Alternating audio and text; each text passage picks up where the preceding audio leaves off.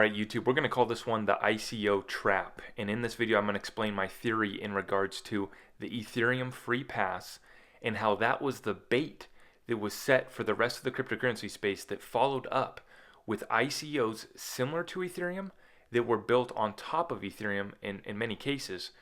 And we're going to tie that into how XRP never did an ICO, Ripple never did an ICO, and how I think that clarity for XRP is not going to be the green light for the rest of the cryptocurrency space like many people are suggesting.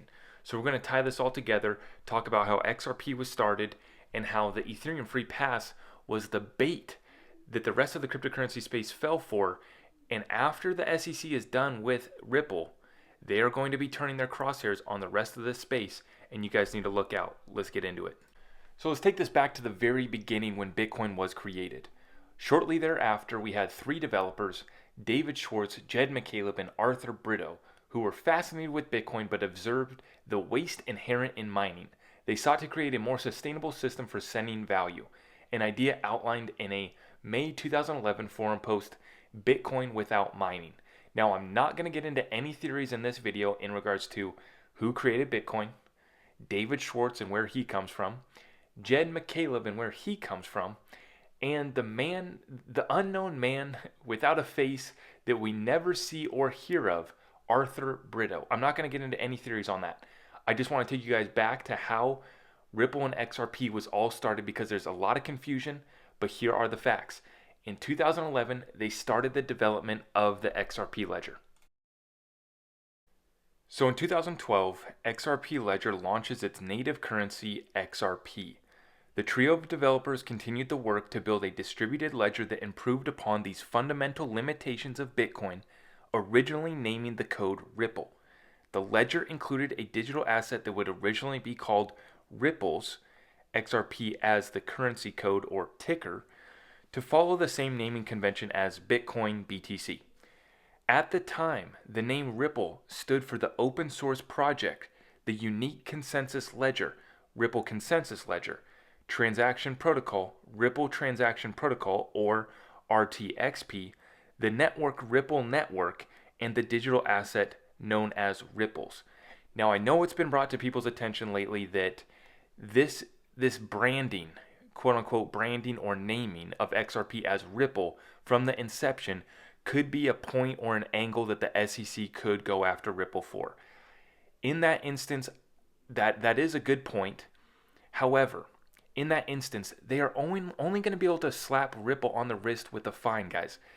That does not distinguish the fact that XRP is a decentralized cryptocurrency, and it has been since the very beginning.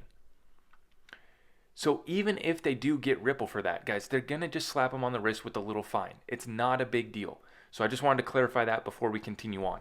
In 2012, they launched the XRP Ledger native currency XRP. And at the time it was called Ripples, but we now know it today as XRP. Now here's where Chris Larson and Brad Garlinghouse come into the picture. And it's very interesting, I must mention, that Chris and Brad are named in the SEC lawsuit, but Arthur Brito and Jen McCaleb are not named, and they're nowhere to be seen. And David Schwartz isn't named in the lawsuit either, which for all we know, I think David's probably just holding all of his XRP. Very smart guy.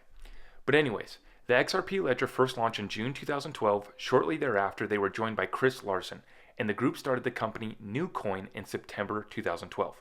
They quickly renamed the company to OpenCoin, and now we know that it is named Ripple. The XRP ledger founders gifted 80 billion XRP to that company, OpenCoin. And that's how this whole thing got started. So they created 100 billion XRP, they gifted 80 billion to OpenCoin, and they kept the rest for themselves. So to tie this timeline all together for you guys, in 2011, Jed, Arthur, and David start working on the quote-unquote Ripple ledger. Then they launch the XRP currency, and they name it the XRP Ledger in 2012. Later that year, they gift the 80 billion XRP to OpenCoin, which then later rebranded to Ripple in 2013. A little bit on OpenCoin. They say, since the early days, OpenCoin set out to revolutionize the global financial system. Despite the revolutionary ideals of many of Bitcoin's early believers, Larson never thought blockchain technology should be used to overthrow the existing financial system.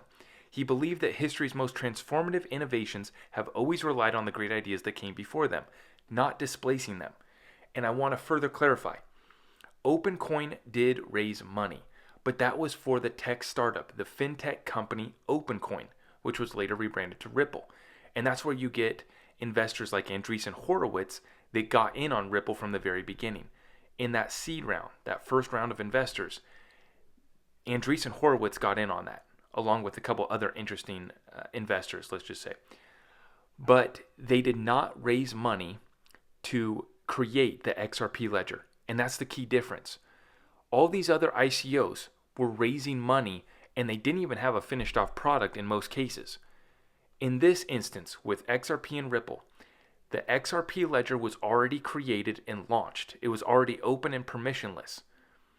But you had Jed, Arthur, and Brito that created it and then gifted it to OpenCoin, the company that they created with Chris Larson.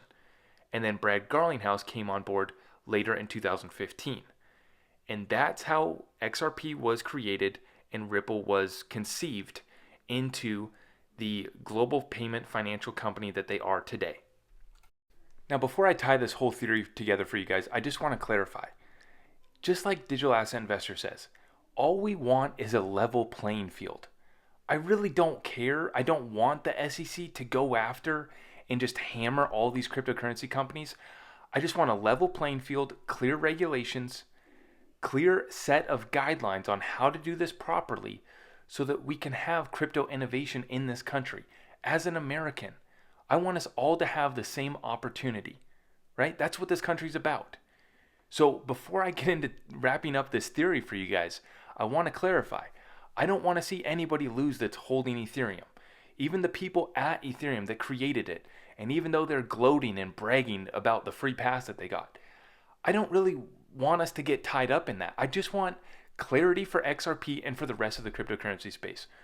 What are the rules of the road? And let us go. The free market of America will give us the products and services that the people want and need. It's very simple.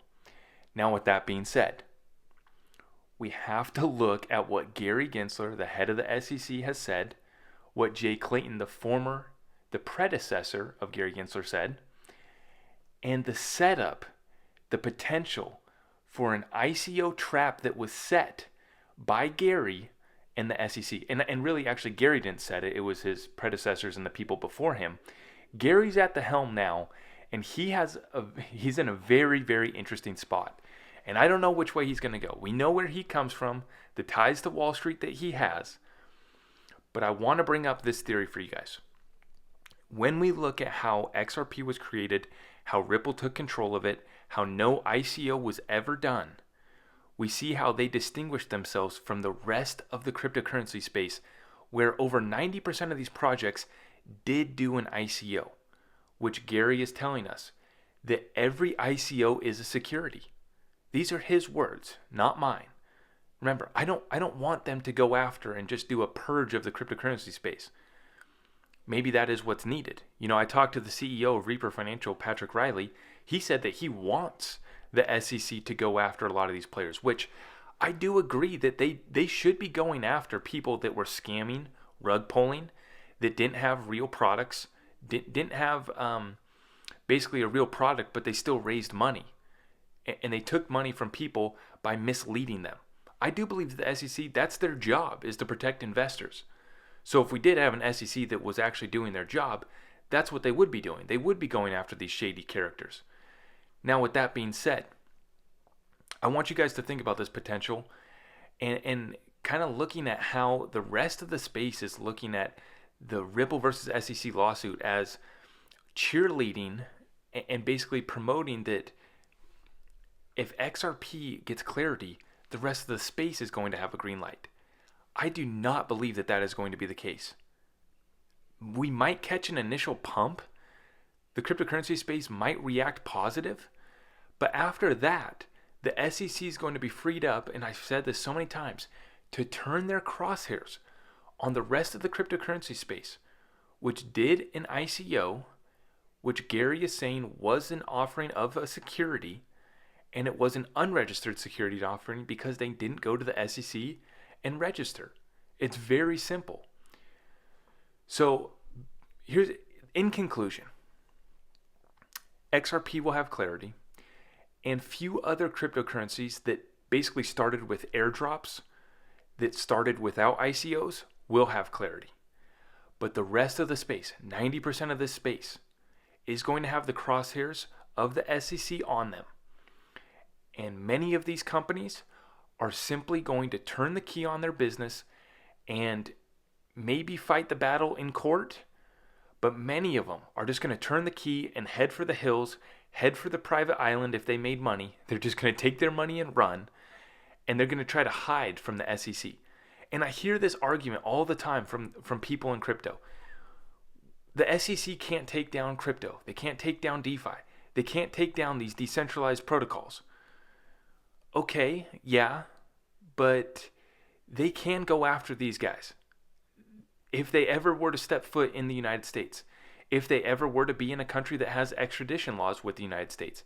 And I don't know what extent the SEC is actually going to go to. I'm not saying that they're going to chase down Vitalik in the hills of Russia. I don't know. And I don't even really care to hypothesize on how that's going to actually happen. All I'm saying is that when XRP gets clarity, the rest of the space that did an ICO will not have clarity. So we need to understand that. We need to distinguish the difference between XRP, cryptocurrencies that did not do an ICO. I mean, look at Reaper. Reaper, for example. I talked with CEO of Reaper Financial, Patrick Riley, and he said, if these projects went in not having a plan to deal with the legal ramifications of a securities offering when they did an ICO, then that was just basically preparing to fail. And I believe that that is 100% the truth.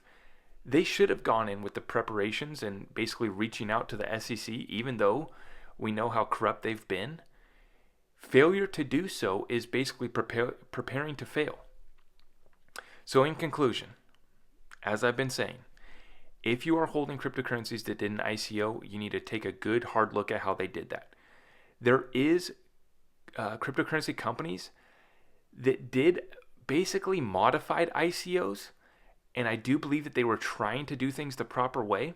And that's why I say I hope that the SEC doesn't just come back and try to kill everyone. I hope that they do come back and try to work with these companies. Okay, you did things improperly. Here's how you can be brought into compliance. That's what we need. And that's what we need from Congress too. We probably need Congress to step in and say, hey, you're not going to go and kill this whole industry, especially in the United States. We're going to set guidelines. We're going to give clarity. And then you're going to go back on all of these companies and you're not going to wipe them out and kill them. You're going to go to them and you're going to say, hey, here's how you can work with us going forward. Here's how you can come into compliance. But as it stands right now, there is the potential that a trap was laid. And if they try to come after them hard, they can. And I'm not going to be a fan of that. All I'm saying is that the trap was laid. Many in this space took the bait. They launched ICOs. They did it on top of Ethereum, which is a security. They're working on their next security, ETH2, which, guys, that's the thing. I am not wanting them to stop crypto innovation in this country. I want them to go set guidelines, set clarity, go back to these companies and say, hey, let's cut a deal. Here's how you come back within compliance. But this is the trap that was laid. I want you guys to consider this fact. I want you guys to understand that clarity for XRP is not going to be clarity for the rest of this crypto space that did ICOs. I think I've ranted enough. I appreciate all of you guys. We will see you in the next one. Know what you hold, and God willing, we will catch a pump here soon. But we know what we hold, right? We're positioned for the greatest transfer of wealth in world history, and we get to sleep sound at night knowing that. So appreciate all of you guys. We'll see you in the next one. Take care. God bless.